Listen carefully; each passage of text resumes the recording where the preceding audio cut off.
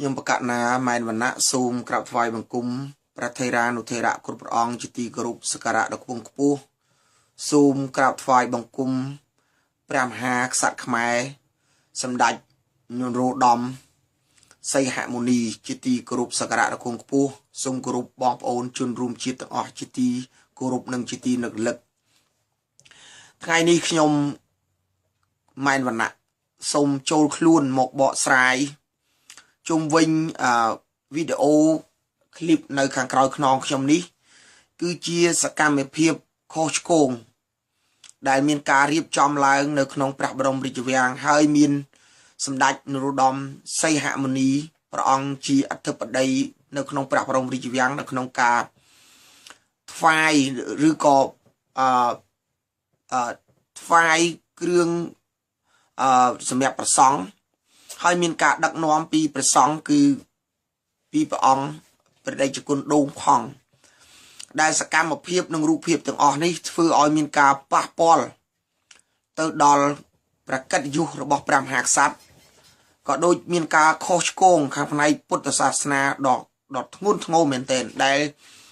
យើងទាំងអស់គ្នាគួរពិចារណាឡើងវិញថាហេតុអ្វីបានជារឿងនេះត្រូវមានរឿងបែបនេះកើតឡើងមានរូបភាពបែបនេះកើតឡើងតើអ្នករៀបចំអ្នកទទួលខុសត្រូវនៅក្នុងព្រះបរមរាជវាំងគេធ្វើនេះក្នុងគោលបំណងអ្វីហើយដើម្បីអ្វីដូច្នេះសូមឲ្យអស់លោកស្រីទាំងអស់មេត្តាពិចារណាទាំងអស់គ្នាខ្ញុំនឹងដាក់វីដេអូឃ្លីបនេះជូនតែម្ដងបាទ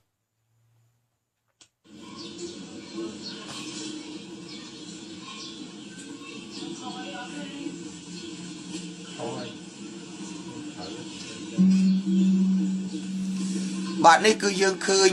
ប្រសង់គឺលូនដើរនឹងជង្គង់និមន្តនឹងជង្គង់ហើយព្រះមហាក្សត្រខ្មែរលោកទ្រង់ឈរប្រកាយហើយមានអ្នកហុចសាដកដើម្បី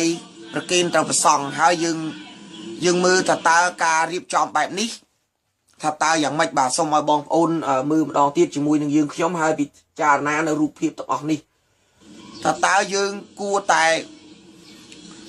គិតយ៉ាងណាចំពោះអ្នករៀបចំនេះមិនមែនជាការរៀបចំរបស់ព្រះមហាក្សត្រទេគឺមានអ្នករៀបចំដើម្បីទម្លាក់កំហុសដើម្បីធ្វើឲ្យ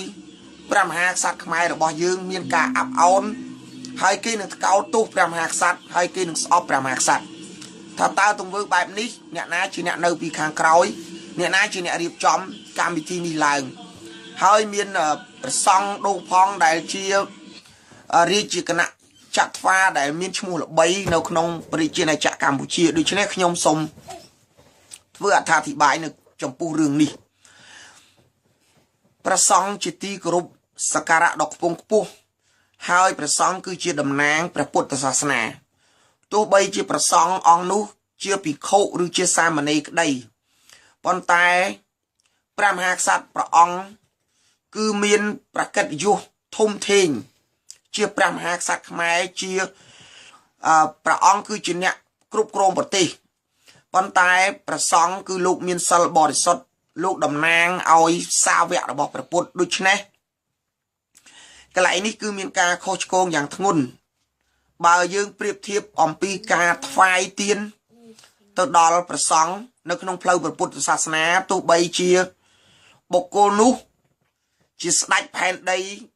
ជាមន្ត្រីជាកហបតីក៏ត្រូវតែគោរពប្រតិបត្តិចំពោះព្រះសង្ឃដែរពីព្រោះព្រះសង្ឃលោកមានសិល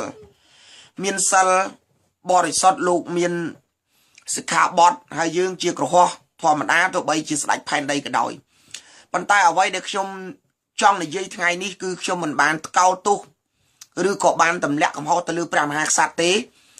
គឺខ្ញុំចង់ដឹងអំពីការរៀបចំរបស់អ្នកពិធីការនៅក្នុងព្រះបរមរាជវាំងនេះដែលមានលោកឯកឧត្តមគង់សំអល់ជារដ្ឋមន្ត្រីព្រះបរមរាជវាំងនេះថាតើការពិធីការធ្វើរបៀបនេះតើមានការប៉ះពាល់អីដល់កិត្តិនាមរបស់ព្រះមហាក្សត្រគេធ្វើនេះនៅក្នុងគោលបំណងឲ្យមហាជនខ្មែរថ្កោលទោសព្រះមហាក្សត្រស្អប់ព្រះមហាក្សត្រហើយមាក់ងាយព្រះមហាក្សត្រខ្មែរថាធ្វើនេះមើងងាយព្រះពុទ្ធសាសនាធ្វើនេះមិនដឹងខុសដូច្នេះវីដេអូឃ្លីបនេះគឺមានរយៈពេល tamខ្ញុំមើលទៅប្រហែលជា2ឆ្នាំហើយប៉ុន្តែខ្ញុំមិនមានឱកាសនៅក្នុងការបកស្រាយសោះប៉ុន្តែក្នុងរយៈពេលខ្លីនេះគឺមានវីដេអូឃ្លីបនេះបានផុសឡើងម្ដងទៀតដូច្នេះខ្ញុំសូមអំពាវនាវក៏ដូចជាទទូចទៅដល់រដ្ឋមន្ត្រីឬក៏អ្នកដឹកនាំនៅក្នុងព្រះបរមរាជវាំងមេត្តាពិចារណាឡើងវិញនៅរាល់សកម្មភាពទាំងនេះសូមកុំឲ្យមានតទៅទៀតហើយព្រះសង្ឃដូងផងនេះទៀតជាដើមដែលព្រះអង្គជាអ្នកដែលចេះខាងផ្នែកវិន័យដែលដឹងហើយអស់លោកស្រីមើលឃើញហើយឲ្យព្រះសង្ឃដើរដំណើរទាដូចជាមនុស្សចូលមកសុំទានអញ្ចឹងដូចជាអ្នកសុំទានមកសុំទានហើយព្រះសង្ឃគ្រងឆ្អងជពោជាទងជ័យរបស់ព្រះពុទ្ធសមណគោតមហើយយើងធ្វើរូបភាពបែបនេះគឺមានការខុសឆ្គងធ្ងន់មែនទែនដូច្នេះខ្ញុំសូមឲ្យរដ្ឋមន្ត្រីក៏ដូចជាអ្នកដែលខាងផ្នែកពុទ្ធសាសនាក៏ដូចជាព្រះបរមរាជវាំងមេត្តាពិចារណានៅសកម្មភាពបែបនេះ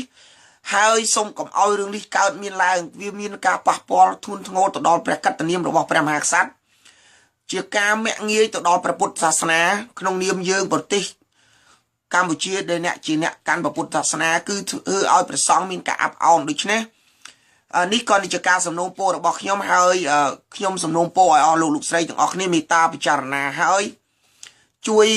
share វីដេអូឃ្លីបនេះដើម្បីឲ្យបងប្អូនយើងបានដឹងបានឃើញអំពីទង្វើនៃអ្នករៀបចំនៅក្នុងរាជវាំងធ្វើឲ្យមានការអាប់អោនទៅដល់ព្រះពុទ្ធសាសនាមានការអាប់អោនទៅដល់ព្រះមហាក្សត្រផងដែរបាទដូច្នេះសូមអរគុណនិងសូមអធិស្ឋានបាទសូមជួយបន្តវីដេអូនេះឲ្យបងប្អូនយើងបានឃើញដើម្បីទុកជាព័ត៌មានហើយដើម្បីកុំឲ្យចំហខុសឆ្គងនេះមានការកើតឡើងម្ដងហើយម្ដងទៀតបាទសូមអរគុណសូមជម្រាបលា